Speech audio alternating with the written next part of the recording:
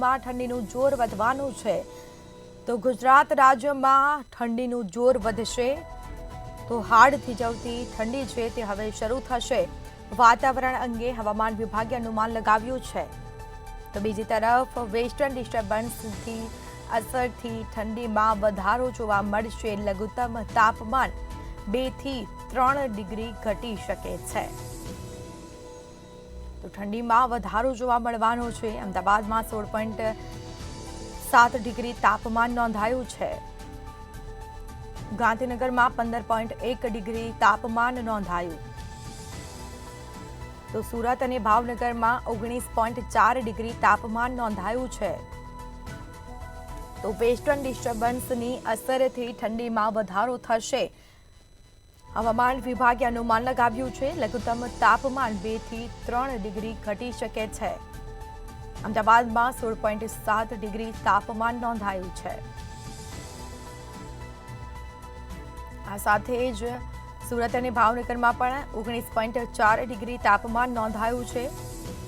જે રીતે હવામાન વિભાગે આગાહી કરી છે, આગામી દિવસોમાં ઠંડીનું જોર પણ વધવાનું છે।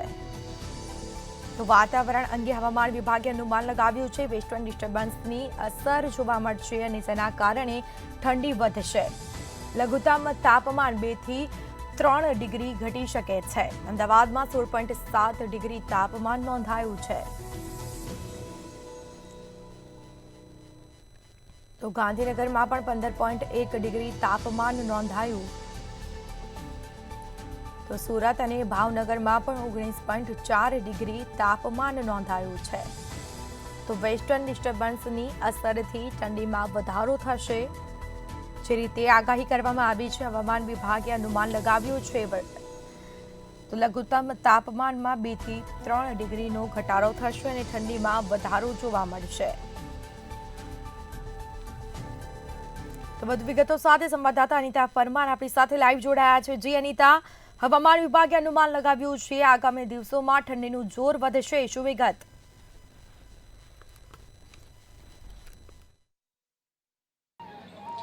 જી સ્મિત, આપને જણાવી દઈએ કે હવામાન વિભાગની નવી આગાહી પ્રમાણે જો વાત કરવામાં આવે તો આગામી દિવસોમાં ઠંડીનો પારો જે છે તે ગગડવાનો છે અને રાજ્યમાં ઠંડીનું પ્રમાણ છે તે વધવાનું છે। ત્યારે વહેલી સવારથી જ તમને અમદાવાદના દ્રશ્યો બતાવીએ, જેમાં આપ જોઈ શકો છો કે લોકો જે છે તે અત્યારે હાલ ગાર્ડનની અંદર વોક કરતા નજરે પડી રહ્યા છે। અને હવે જ્યારે આગામી દિવસોમાં ઠંડીનું પ્રમાણ વધવાનું છે ને આજે તો અમદાવાદની અંદર 16.7 ડિગ્રી જેટલું તાપમાન નોંધાયું છે। ત્યારે આપ જોઈ શકો છો કે ગાર્ડનની અંદર જે છે તે લોકો કસરતો કરતા નજરે પડી રહ્યા છે, વોક કરતા નજરે પડી રહ્યા છે અને પોતાના શરીરને કઈ રીતે ગરમ રાખવું, કઈ રીતે ગરમાવો અનુભવો, એના માટે થઈને આપ જોઈ શકો છો કે લોકો જે છે તે અત્યારે હાલ વોક કરતા નજરે પડી રહ્યા છે। ઘણા લોકો એવા છે જે ગાર્ડનની અંદર કસરતો પણ કરી રહ્યા છે અને પોતાનું શરીર છે તેને ગરમ રાખી રહ્યા છે। જો અત્યારે હાલ વાત કરવામાં આવે તો વેસ્ટર્ન ડિસ્ટર્બન્સની અસરના કારણે આગામી દિવસોમાં ઠંડીમાં વધારો થશે તેવું હવામાન વિભાગ દ્વારા કહેવામાં આવ્યું છે। ત્યારે જે લોકો ગાર્ડનની અંદર વોક કરી રહ્યા છે એમની જોડે જઈને આપણે વાત કરવાનો પ્રયત્ન કરીશું। શું નામ તમારું? છાયાબેન। ફૂલ ગુલાબી ઠંડીનો અહેસાસ થઈ રહ્યો છે રાજ્યમાં, કેવું લાગી રહ્યું છે? બહુ સરસ લાગી રહ્યું છે। તમે ઠંડીથી બચવા શું કરો છો? અત્યારે તો ઠંડીમાં ચાલવા નીકળીએ છીએ। સરસ સરસ। તો ઠંડીમાં ચાલવા માટે થઈને લોકો નીકળતા હોય છે। ત્યારે આપ જોઈ શકો છો કે ગાર્ડનની અંદર લોકો જે છે તે અલગ અલગ પ્રકારની કસરતો જે છે કરી રહ્યા છે। ઘણા લોકો યોગ પણ કરી રહ્યા છે અને પોતાનું શરીર છે તેને તંદુરસ્ત રાખવાનો પ્રયત્ન કરી રહ્યો છે। ત્યારે એક કાકા છે, એમની જોડે પણ આપણે વાત કરીશું, જેમણે સરસ મજાની કસરત કરી રહ્યા છે। કાકા, શું નામ છે? દિનેશભાઈ શાહ। દિનેશભાઈ, ફૂલ ગુલાબી ઠંડીનો અહેસાસ થઈ રહ્યો છે, ઠંડીથી બચવા શું કરો?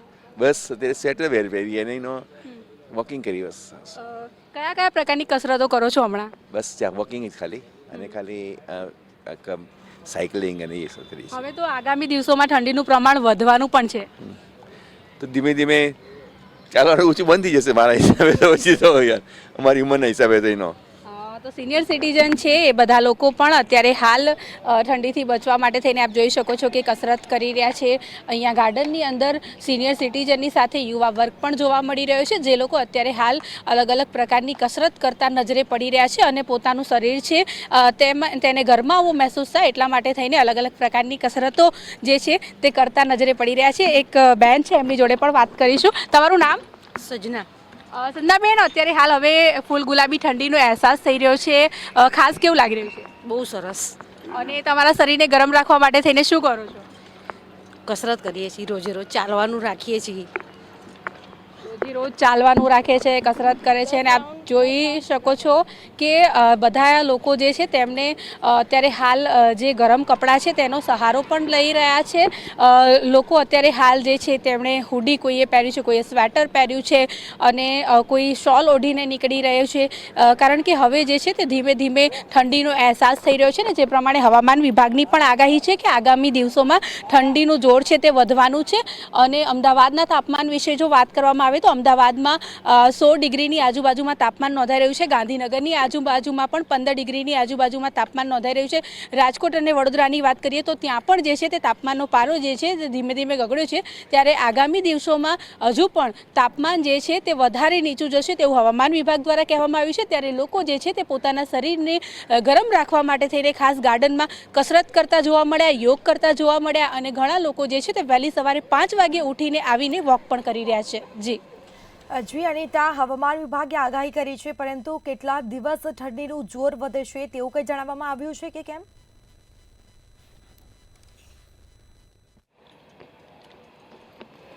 જી ચોક્કસથી સ્મિતા, આપને જણાવી દઈએ કે હવામાન વિભાગે જણાવ્યું છે કે આગામી દિવસોમાં એટલે આગામી 4 થી 5 દિવસની અંદર વાત કરવામાં આવે ને જ્યારે ડિસેમ્બરની શરૂઆત થશે એ પહેલા વીકની અંદર જે છે ત્યારે ઠંડીનું જોર છે તે વધશે, અને લોકોએ હાડ થીજાવતી ઠંડીમાં ઠુઠુરવા માટે થઈને તૈયાર રહેવું પડશે. અમદાવાદની અંદર તાપમાનનો પારો જે છે તે 12 ડિગ્રી સુધી અને 11 ડિગ્રીની આજુબાજુમાં પહોંચશે. ડિસેમ્બરના પહેલા વીકમાં આ પ્રમાણે ઠંડીની શરૂઆત થશે, અને ડિસેમ્બરના બીજા વીકની જ્યારે વાત કરવામાં આવે ત્યારે જે છે ત્યારે તો લોકોએ હાડ થીજાવતી ઠંડીમાં ઠુઠરવું પડશે, અને અમદાવાદ શહેર જે છે તે ઠંડીમાં ઠૂઠવાશે. લોકોએ શાલ અને સ્વેટરનો સહારો લેવો પડશે, અને આવો જે ટાઈમ છે ત્યારે ખાસ જે છે તે લોકોએ પોતાની ખાણીપીણીમાં પણ ખૂબ જ ધ્યાન રાખવાની જરૂરત છે, અને ખાસ પોતાને શરીરને તંદુરસ્ત રાખવા માટે થઈને કસરત અને યોગ કરવા પણ ખૂબ જ જરૂરી છે. તો આગામી દિવસોમાં જો વાત કરવામાં આવે તો ઠંડીનું પણ જ્યારે વધવાનું છે ત્યારે આગામી 2 થી 3 દિવસ પછીની વાત કરવામાં આવે તો ત્યારે જે છે તે તાપમાનના પારામાં 2 થી 3 ડિગ્રીનો ઘટાડો થઈ શકે તેવું પણ હવામાન વિભાગે જણાવ્યું છે. જી બિલકુલથી તમામ જાણકારી આપવા બદલ આપનો આભાર. તો આગામી દિવસોમાં ઠંડીનું જોર વધી શકે છે. હવામાન વિભાગે અનુમાન લગાવ્યું છે, જેમાં વેસ્ટર્ન ડિસ્ટર્બન્સની અસરથી ઠંડીમાં વધારો થશે. લઘુત્તમ તાપમાન 2 થી 3 ડિગ્રી ઘટી શકે છે. તો અમદાવાદમાં 16.7 ડિગ્રી તાપમાન નોંધાયું છે.